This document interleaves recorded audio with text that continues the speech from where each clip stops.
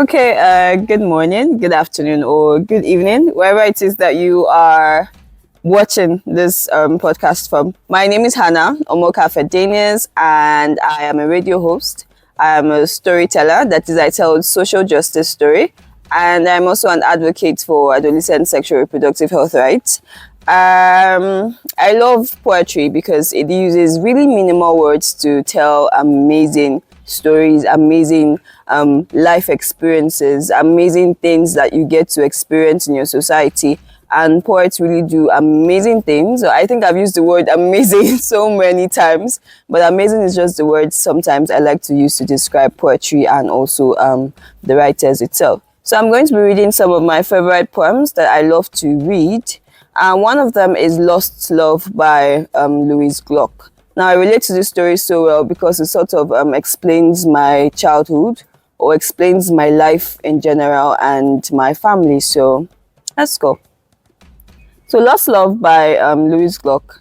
It goes like this. My sister spent a whole life in the earth. She was born, she died. In between, not one alert look, not one sentence. She did what babies do. She cried, but she didn't want to be fed. Still, my mother held her, trying to change first fate, then history. Something didn't change. When my sister died, my mother's heart became very cold, very rigid, like a tiny pendant of iron. Then it seemed to me my sister's body was a magnet. I could feel it draw my mother's heart into the earth, so it would grow. Yeah.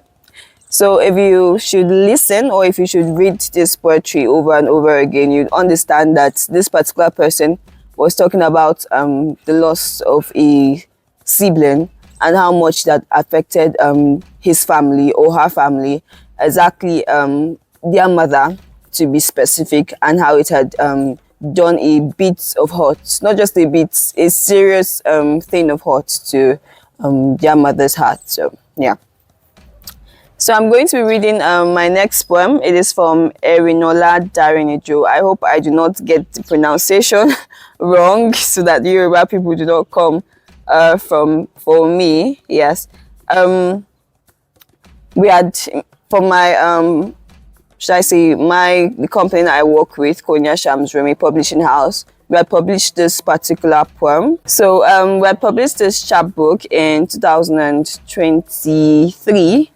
I think, and this is one of my favorite poems in it. It's called Sometimes I Am the Weaver of Words, but Mostly I Am Their Vessel.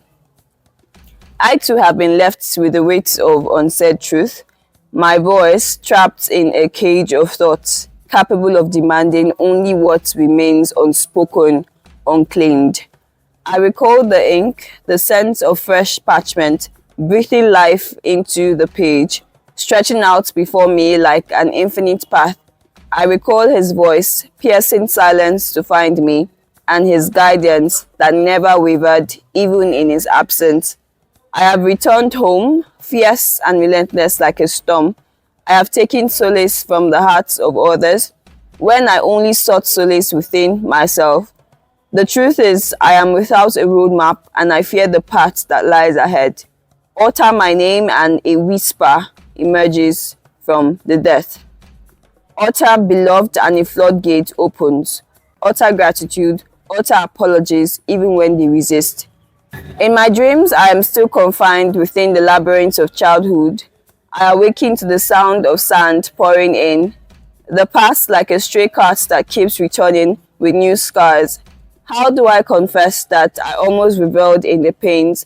I have not truly known love beyond the longing to punish someone else for my desires. And isn't it curious how forgiveness does not erase that which it forgives? Can you hear me? I pretend as if I could bridge this divide and you would comprehend. There are others living worse than me. I am aware. I had warmth and sustenance without the need for barter. The truth is that though my father cherished creation, he also reveled in destruction. I cannot recall the last time I created something with my hands. I continue to strive to convey the essence of the fire of destruction. My father rushed to find me. So one of the reasons why I relate to this poem is the fact that most times you find that You're looking for words to express a certain feeling, express a certain deed or a certain life experience, but then the words seem to run away. You become the tool for the words and not the words becoming a tool for you. So sometimes you have, let's just say sometimes you have to run some or do some sacrifices for this particular, should I say, words to come before it manages to come to you, and then you use it to express the particular feeling or that particular life experience that you want to at that particular point in time.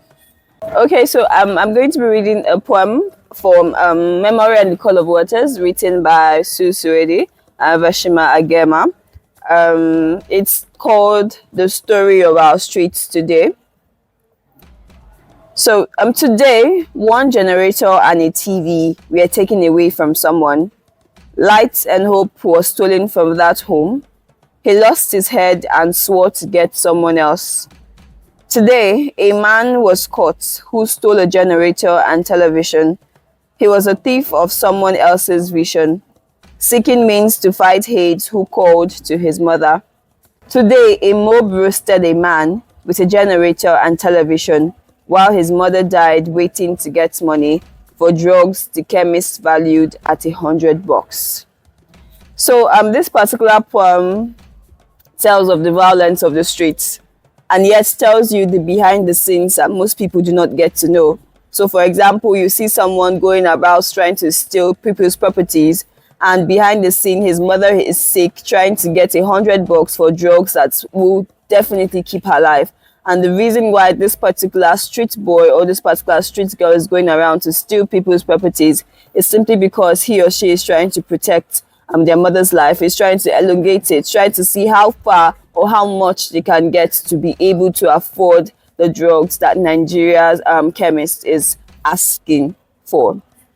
So I'm going to be reading another poem from Servio Gbadamosi. I always destroy his name, so I hope I have done justice to that particular name again today. So it's like I'm moving from a street story to another street story, but by the way, it's called poem. So poem, it's called a slum dweller's testimony, and it's from his poetry collection Where the Light Enters You.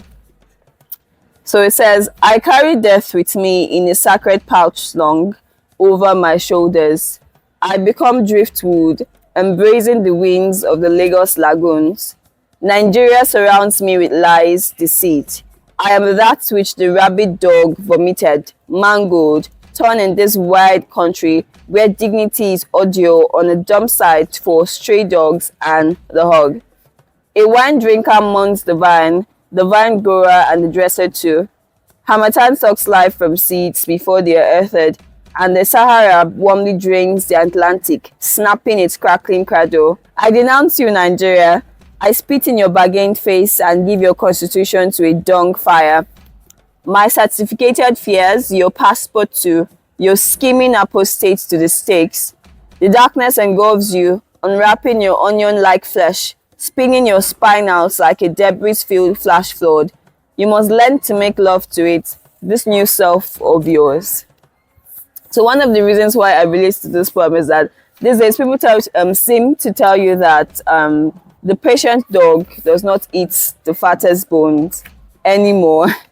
Simply because Nigeria has become a country where everybody is simply hustling. Everybody is looking forward to eating the next person, taking the next person out of their way. But you do not blame them, because Nigeria has become a country where only the fittest survive, where it's a place where everyone is fighting, just fighting to maybe get out, or if you are planning to stay, you're fighting for your next day meal, or even your next lunch, your next dinner. So if you do not fight this person who is in your front out, or if you do not take this person out, well, your next meal might not be secured. So while you're denouncing Nigeria, I hope you're also denouncing yourself too, denouncing all the whole bad characters and denouncing all the facts that you must become your brother's keeper. Yeah. Thank you very much for being here with me. Thank you for listening to my best poems. I hope you to have a wonderful day.